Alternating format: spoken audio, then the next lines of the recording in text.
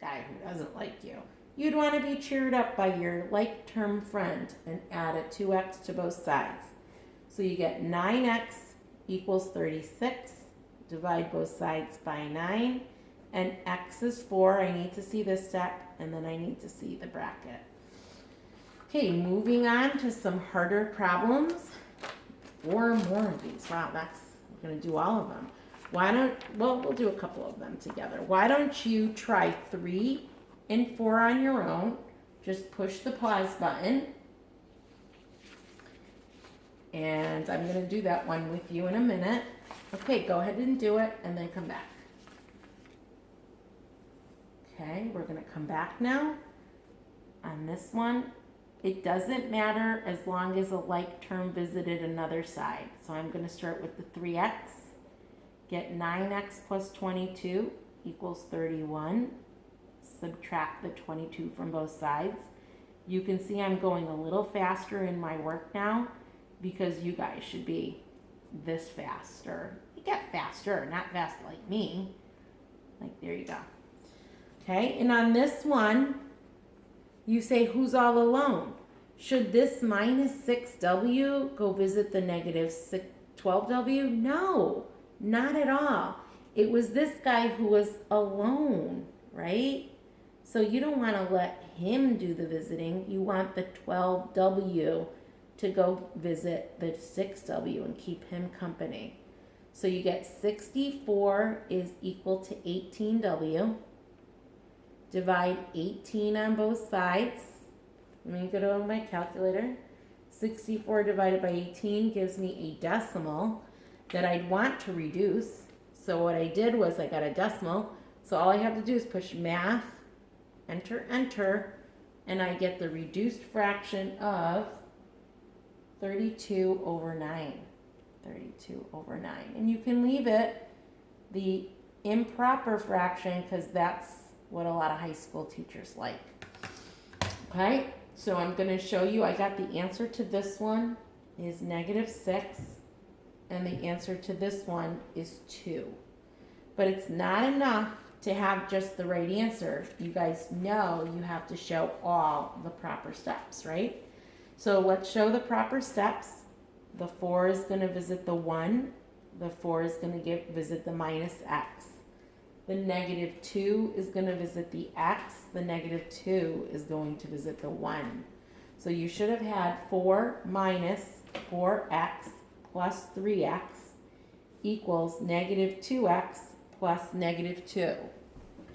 Here are your like terms. Here's the mistake people make. They think this is 4 plus 7x. But if you're doing combining like terms, you have to have proper order. So adding in order was not a negative 4, it was not a 4, it was a negative 4. So this is 4, you do plus the opposite, plus negative 1x equals negative 2x plus negative 2. So if you didn't get this answer, that might have been the thing that gave you the mistake. There are 4 good choices to do here. You can have either of these yellows visit each other, because they're like terms. You can have either of these blues visit each other because they're like terms. What you can't do, though, is say 4 plus negative 2. You just can't do that. So, because they're on opposite sides. So over here, maybe I'll add 2x to both sides. They cancel. So I get 4 plus 1x equals negative 2. He's all alone, so I will subtract 4 from both sides, and I get 1x equals negative 6. That's how that answer came about. Okay, the last problem on this page, where it's a fraction doing the visiting. Hey, you got a calculator, so what do you care what's doing the visiting? You do it with your calc, right? So it'll be 1/4 times the 12x plus 1/4 times the 16 equals 10. Now, it's not a 3 distributing, right? It's a negative 3 distributing. So plus negative 3x plus positive 6. So on this side, I'm going to get 3x plus 4. And over here, I'm going to add these like terms. So I'm going to get 16 plus negative 3x. Now, One of the mistakes people get here is they cancel this 3x and this 3x. But the truth is they are on opposite sides of the equation. So you are not allowed to add them. You have to inverse operation them. So maybe you have to add the 3x to bring them to this side like that. Or you could have subtracted 3x. So you get 6x plus 4 equals 16. Subtract 4 from both sides. 6x equals 12. Divide both sides by 6, and x is 2. That doesn't conclude this section because we're just going to do some word problems again, but it's a new thing that you saw, not new, from middle school you saw this, but what makes this different than the other sections is you had variables on both sides of the equation. All right, so some more word problems. Remember what we said about word problems? All you have to do is be a good plugger-inner. So this is kind of going to be a warm down for you. So what you need to do is you need to turn off your computer, your video, what you're watching, take a pause and see if you can do these 3 problems, okay? And then come back. Okay. So the reason I gave you both of these 2 questions based on the same one is one of them is going to be a simplify and one of them is going to be a solve. This is the formula for Celsius and Fahrenheit. This converts Celsius to Fahrenheit, it says. But you could actually convert Fahrenheit to Celsius on this because it depends where you plug it in. So what temperature in Fahrenheit is 100 degrees Celsius? So this one has the 100 degrees Celsius given to you. So you are now a good plugger-inner for Celsius, like that. See, that one's easy because all you have to do is take your calculator and simplify. That's easy. Your calc does all the work for you. So you find out on your calc what 9/5 of 100 is. It is 180. You add that to 32 and you get 212 degrees. You should label it 212 degrees Fahrenheit. By the way, if you don't, you've probably heard this in science. What is boiling point for Celsius? It's 100 degrees. What's boiling point for Fahrenheit? It's 212 degrees. Tell Miss Janica, your science teacher, I gave you that lesson, and tell her I said hi because I was Miss Janica was my teacher. So tell her she taught me well about converting and she taught me well about what boiling point was. Now that was easy because all you had to do was simplify. That was pre-algebra, no variables on each, no inverse operation on both sides. But on this one, you're going to have to do some solving because if you did this problem without me, you notice that you have 50 degrees Fahrenheit to plug in. So that means you have to do inverse operations, which means I'm going to subtract 32 on both sides.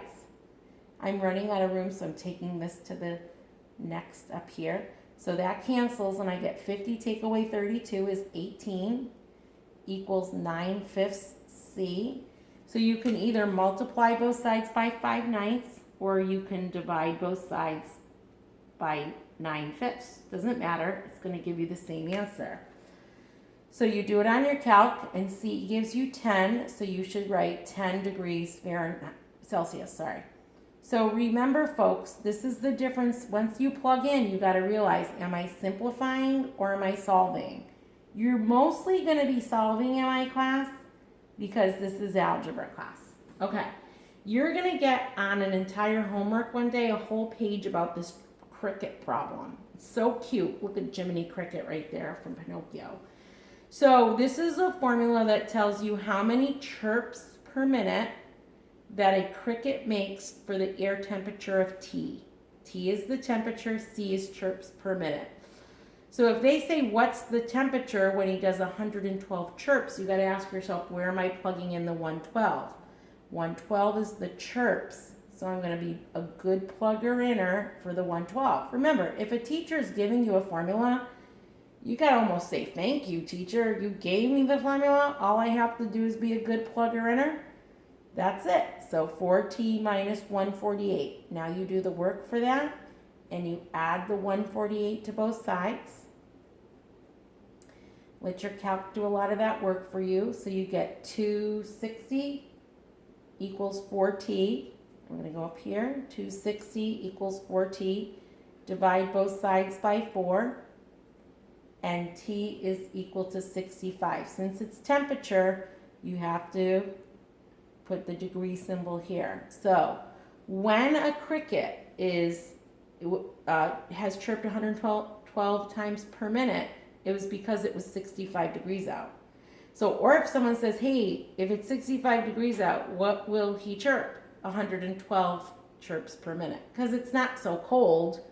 If it was really cold, imagine, could he keep chirping that much, okay? Now, this is a tough one. Poor firefighters, huh? They got the hardest job around. If any of your parents are firefighters, give them a hug today, because it's quite a hard job that mom and dad have to do. So one of the things that firefighters have to do, they're not necessarily using the math that day, because most firefighters are so experienced that they don't have to be good plugger-inners for this formula. They already know what to do when they're working at the firehouse. They're not going to be calculating it while the house is burning. What they're going to say to themselves is, look, I've got to put some nozzle pressure on. So I've got to turn on the hose and I got to give it some pressure. But the more pressure I give, the further away I have to stand, or else that's going to be overpowering to be so close to whatever I'm going to put out. So when you say how far should they be away in feet, what's the distance? Trust me, the firefighter knows it. They've got the experience, but there is a formula that tells you what it is. So anyway, so let's just say that on this one, they're going to be able to stay 60 feet away from the house. They're in a good position. They're 60 feet away. I wonder how much pressure I can put on my nozzle. So they put 60 into the D. Remember, not a firefighter is doing the calculation right now. They're probably so smart they're doing it in their head, I'm telling you right now. But they're not sitting there with a pen and a calculator. They're just trying to put out the fire. So 60 feet away, let's see how much nozzle pressure they should use. So they're going to subtract 26 from both sides. Well, they're not, because like I said, they're experienced. 34 equals n over 2. Because you're dividing by 2, you must multiply by 2 on both sides. And they cancel, and n is 68. So we have to label that correctly. 68, pounds per square inch. So they got to put that much pressure on the fire hose. So you don't have to upload 19 pages. Almost done. And I had to yell that out because my son has to stop his phone. You don't have to upload 19 pages. What you have to upload is you have to go into Google Classroom and see all the pages I'm asking you to upload. If you want to know, it's every one where you took these notes. Not this pink one, though, that you can't see. It's over there. And not the highlighting of Benjamin Banneker. It's page 3 and 4 and 5. And not 6, but yes to 7, not these. There's going to be some practicing. So this page here, and this page here. So that's going to be one of your homeworks, to upload your notes. Now, I will be giving you directions how to upload. You do not have to rip this out because this is your notebook. So do not rip this out. So what I'm going to give you that's one homework. One homework is to upload your notes. Again, your directions will be there. Your homework to try on your own tonight is the following. Well, not try, to do. So it's 18 through 38 in your book, not 22, 24, and 32. But I wrote these for you. Here they all are right here. 18 through 38 are all over here. That are the evens. No, they're not the evens. They're all of them. 18 through 38 all, but not 22, 24, and 32. And there's a reason why. And so this is also your homework. And you remember the cricket? He's your homework too. And I think we did one of them together. So read the cricket problem, and you have to do page 29 also. And you have 3 pages to try on your own, but you will have the other stuff to upload too. I look forward to meeting you tomorrow or whenever I meet you. Good luck. Please don't forget to write your name right here. So if you lose it, someone will give it back to you. Okay, have a good day. Bye.